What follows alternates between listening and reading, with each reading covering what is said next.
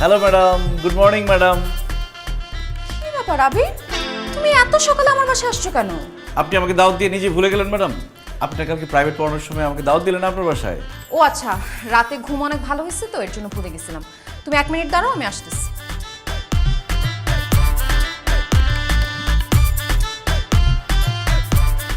এই নাও টাকা, বাজারের লিস্ট, বাজারের ব্যাগ। কি ব্যাপার ম্যাডাম, আপনি আমাকে টাকা, বাজারের লিস্ট, বাজারের ব্যাগ ধরে দিচ্ছেন কেন? বাজার করে নিয়ে আসার জন্য। কি আমি বাজার করব? জানো, আমার বাসায় মাছ তরকারি কিছুই নাই। এই কয়দিন ভার্সিটির ক্লাস আর তোমাকে প্রাইভেট পড়ানোর প্রেসারে আমি বাজার করতে একদম ভুলেই গেছি। তুমি আসছো খুব ভালো হয়েছে, যাও বাজারটা করে নিয়ে আসো। কি বলতেছেন ম্যাডাম? আমি আসছি আপনার সাথে আড্ডা মারতে, গল্প করতে, আমি কেন যাবো বাজার করতে? দেখো, আমি তোমার ম্যাডাম, তোমার শিক্ষক, আমার সেবা করা তোমার দায়িত্ব। তোমার মধ্যে না গুরু ভক্তিই নাই, এর জন্য তুমি প্রত্যেকবার পরীক্ষায় ফেল করো। শোনো, শিক্ষকদের শুধু বাজারই না, মাঝে মাঝে রান্না বান্না করে খাওয়াবা, তাহলে শিক্ষকদের আত্মা তোমাকে দোয়া করবে, সেই দোয়ায় তুমি পাশ হয়ে যাবা। আমার তো দোয়ার দরকার নাই ম্যাডাম। বাইরে যে ঠাড়া ভাঙ্গা রোদ, এই রোদের মধ্যে আমি বাজার করতে গেলে গরমে মরে যাবো আমি। মরে গেলে মরে যাবা? ইতিহাসের পাতায় তোমার নাম লেখা থাকবে, পত্রিকায় নিউজ হবে, ম্যাডামের জন্য বাজার করতে গিয়ে ছাত্র নিহত। তুমি বুঝতে পারতেছো মরার পরে তোমার মান সম্মান নাম কোথায় গিয়ে দাঁড়াবে? ম্যাডাম মরে গেলে তো মরেই গেলাম, মরার পরে মান সম্মানের নাম দিয়ে আমি কি করব? এত বেশি কথা বলো না তো, যেটা করতে বলছি সেটা করো। যাও বাজার করে নিয়ে আসো। আর খবরদার, বাজারের টাকা থেকে 1 টাকাও চুরি করবা না। আর লিস্টে যা যা আছে সেগুলো ঠিকঠাক মতো নিয়ে আসো। যাও। আরেকটা ব্যাপার, বাজার করে আবার বাসায় আসার দরকার নাই, ওই গেটের দারোয়ানের কাছে দিয়ে চলে যায়। আমি বাসায় আসবো না কেন? আজকে সারাদিন না আপনার সাথে আমার গল্প করার কথা। দেখো, আজকে আর গল্প হবে না, কারণ আমার বাসায় গেস্ট আসবে, আমার অনেক কাজ। যেটা করতে বলছি সেটা করো, যাও।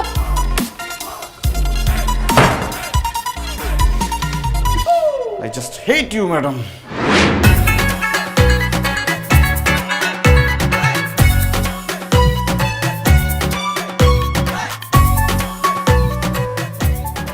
আল্লাহ, এটা আমি কি দেখতেছি? আরে কি দেখতেছো মানে? বাজার করে নিয়ে যেতেছি, বাজার দেখতেছো? একদম কথা বলবি না। বিয়ে কবে করছিস সেটা বল। মা, তোমার কি মাথা খারাপ হয়ে গেছে? আমি বিয়ে কেন করব? বিয়ে যদি না করস, এই বাজার নিয়ে তুই কই যাইতেছস? এইটা তো আমার বাড়ির বাজার না। জীবনে কোনোদিন 1 প্যাকেট লবণ কিনাইতে পারি নাই, সেই তুই বাজার নিয়ে যাইতেছস? নিশ্চয়ই তুই গোপনে বিয়ে করছস, গোপনে সংসার করতেছস। বল বল, আগে কবে বিয়ে করছস? মেয়ের পরিচয় কি? মেয়ের বাপের বংশের পরিচয় কি? মেয়ের মায়ের বংশের পরিচয় কি? মেয়ের 14 গোষ্ঠীর বংশের পরিচয় কি? আরে মা চুপ করো, নিঃশ্বাসটা ঠিক মতো নাও। আমি বিয়ে করি নাই, বিশ্বাস করো। তোর কথা আমি আগে অনেক বিশ্বাস করছি, ম্যাডাম আমার চোখ খুলে দিছে।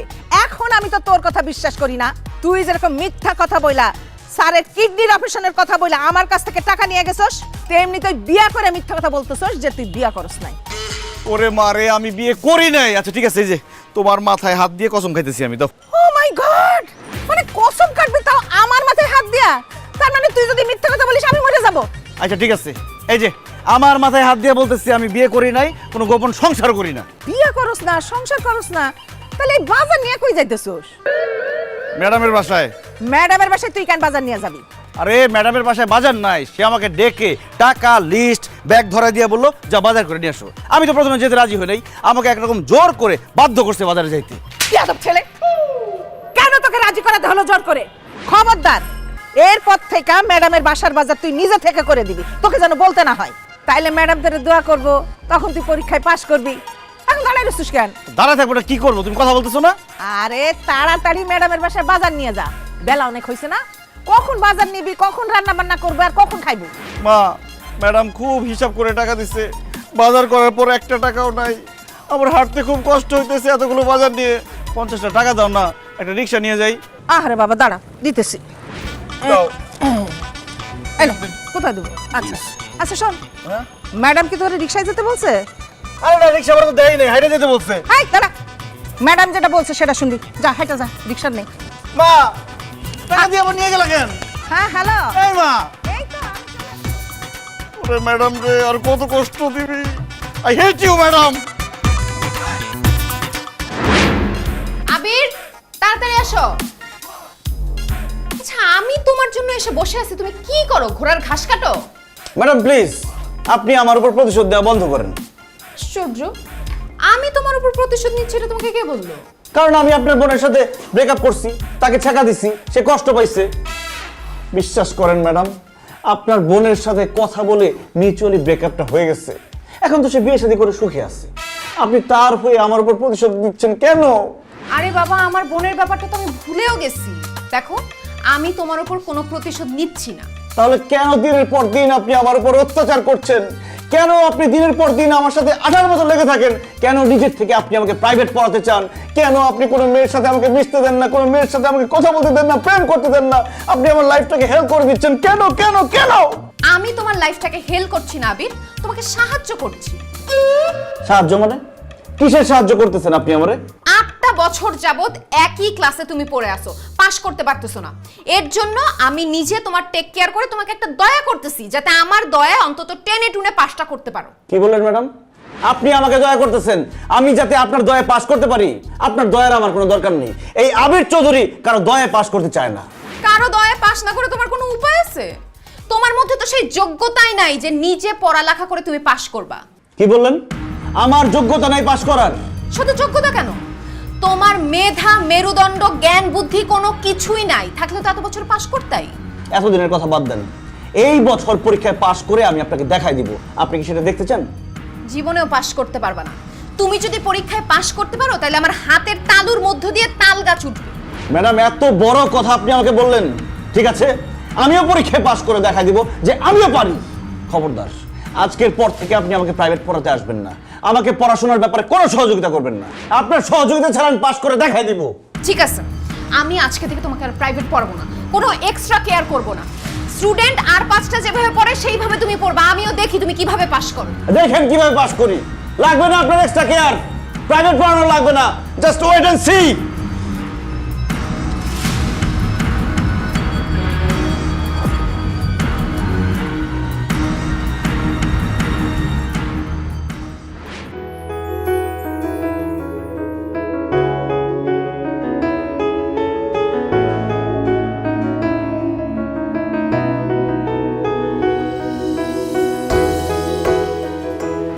কিরে বাবা, ঘুমাবি না? মা, এই চ্যাপ্টারটা পড়ে তারপর ঘুমাবো। তুমি যাও, শুয়ে পড়ো। রাত কিন্তু অনেক হয়েছে। হ্যাঁ হ্যাঁ, ঠিক আছে।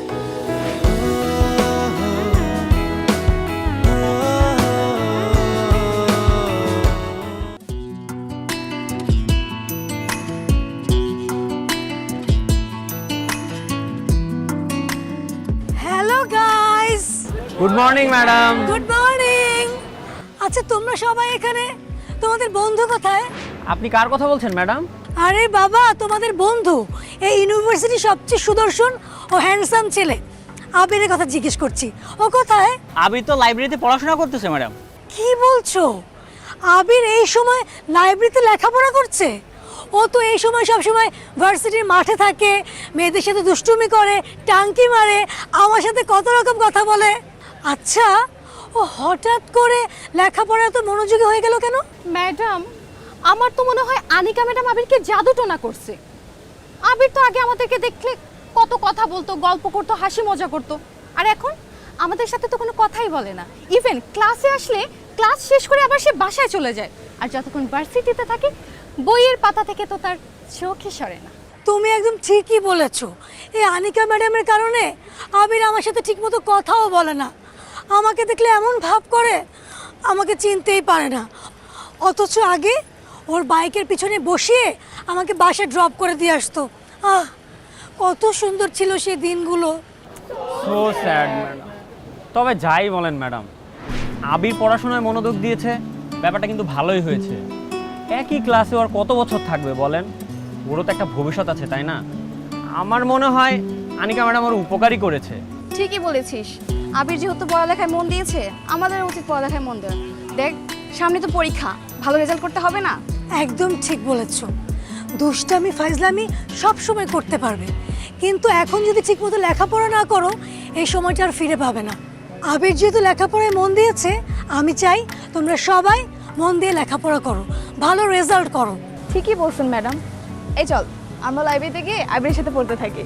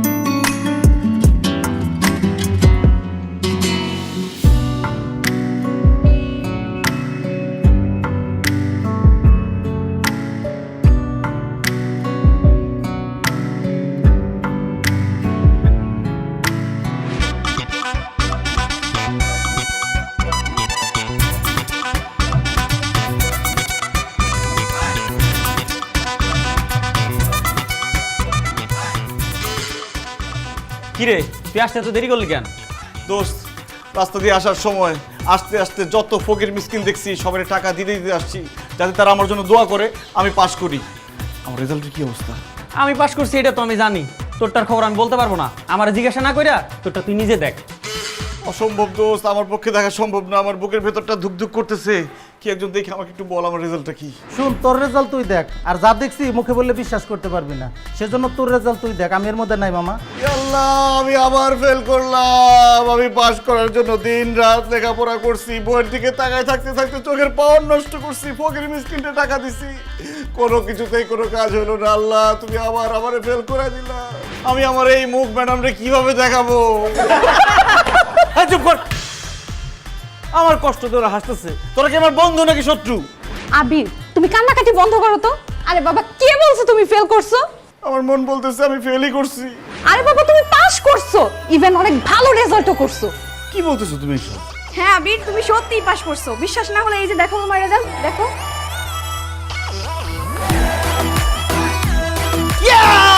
আল্লাহ, তোমাকে অনেক অনেক ধন্যবাদ, তুমি আমাকে পাস করাই দিছো।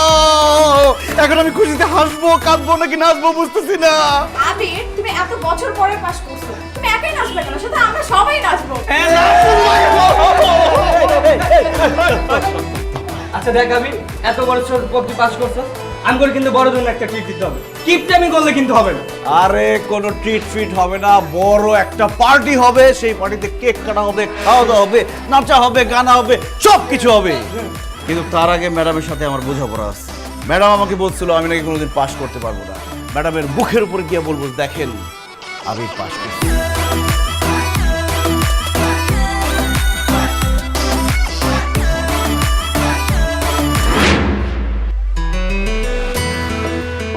কি ম্যাডাম, শেষমেশ এখানে এসে লুকে আছেন? কি বলতেছো? লুকা থাকবো কেন? কারণ আপনি এতক্ষণে নিশ্চয়ই খবর পেয়ে গেছেন যে আবির পাস করেছে, নাকি খবর পান নাই? তাহলে আমি আপনাকে খবরটা দিচ্ছি, আমি পাস করছি ম্যাডাম। আপনি তো আমার সাথে চ্যালেঞ্জ করছিলেন আমি নাকি কখনো পাস করতে পারবো না, সবসময় ফেল করব। পাস করে আপনাকে দেখাই দিলাম যে আবির চাইলে সব পারে। আমি জিতে গেছি, আপনি হাইরা গেছেন, আপনার নাক কাটা গেছে। না আবির, আমি হারিনি, আমার নাকও কাটা যায়নি, বরং আমার গর্ব হচ্ছে তুমি পাস করতে পেরেছো। কনগ্রাচুলেশনস। মানে আমি পাস করছি, আপনার গর্ব হচ্ছে কেন? আপনার তো রাগ করার কথা। আবির তুমি ব্যাপারটা কিভাবে নিবে সেটা আমি জানি না, তবে প্রথম যেদিন তোমাকে ভার্সিটি দেখেছিলাম সেদিনই তোমার প্রতি একটা অন্যরকম ভালো লাগা তৈরি হয়েছিল। এরপর তোমাকে যতই দেখেছি ততই সেই ভালো লাগাটা ভালোবাসায় পরিণত হয়েছে। তাই আমি চেয়েছি তুমি তাড়াতাড়ি পরীক্ষায় পাশ করে ভার্সিটি থেকে চলে যাও, যাতে আমি তোমাকে আমার মনের কথাটা বলতে পারি। সেজন্য আমি নিজে থেকে তোমাকে প্রাইভেট পড়িয়েছি। তোমাকে অন্য কোনো মেয়ের সাথে কথা বলতে দিতাম না, অন্য কোনো মেয়ের সাথে মিশতে দিতাম না। আমার প্রতি একটা জেদ, ক্ষোভ তৈরি করেছি, যাতে আমার উপর রাগ করে হলেও তুমি ভালো মতো পড়ালেখাটা করো আর পরীক্ষায় পাশ করো। আজকে তুমি পাশ করেছো, তুমি ভার্সিটি ছেড়ে চলে যাবে। এখন তো তুমি আমার স্টুডেন্ট না, তাই আমার মনের কথাটা তোমাকে আমি বলতেই পারি। আমি তোমাকে ভালোবাসি Abir, I love you. Thank you madam, আপনার মনের কথাটা বলার জন্য। আমিও আপনাকে একটা সারপ্রাইজ দেওয়ার জন্য সারপ্রাইজ সাথে করে নিয়ে আসছি। কি সারপ্রাইজ? এক সেকেন্ড। রিয়া,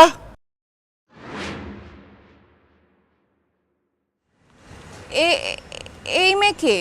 কেন, আপনার জন্য সারপ্রাইজ। আরে রাখো তোমার সারপ্রাইজ, এই মেয়েকে, ওর পরিচয় কি সেটা আগে বলো। ম্যাডাম, ও হচ্ছে রিয়া, আমার গার্লফ্রেন্ড প্লাস হবু বউ। আমি এখন পরীক্ষা পাশ করছি, কয়েকদিন পর আমরা বিয়ে করব। হোয়াট? জি, আপনি কি করে ভাবলেন? আপনি আমাকে স্টুডেন্ট লাইফে যেই টর্চার করছেন, যেই অপমান করছেন, যে খারাপ ব্যবহার করছেন, এরপরে আমি আপনাকে ভালোবাসবো, আপনাকে বিয়ে করব? I hate you madam. Riya, I love you.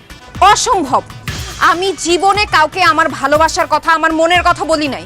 আজকে যেহেতু আমি তোমাকে বলছি, আমাকে তোমার ভালোবাসতেই হবে। মগের মুলুক পাইছেন? আমার বয়ফ্রেন্ড কেন আপনাকে ভালোবাসবে? শোনেন ম্যাডাম, ম্যাডামের জায়গায় থাকবেন। খবরদার আমার বয়ফ্রেন্ড থেকে এক 100 হাত দূরে থাকবেন আপনি। এই তুই চুপ, হাড্ডি হাড্ডির মতো থাক, কাবাবের মাঝখানে আসিস না। আবির, তুমি শুধু আমার। অসম্ভব, আবির শুধু আমার, ওকে শুধু আমি ভালোবাসি, আর ওকে আমার কাছ থেকে কেউ কেড়ে নিতে পারবে না। কেড়ে নিতে না পারলেও আমি ছিনতাই করে আবিরকে নিয়ে যাব, তাও তোমার হইতে দিব না। আবির প্লিজ ওর কথা শুনো না।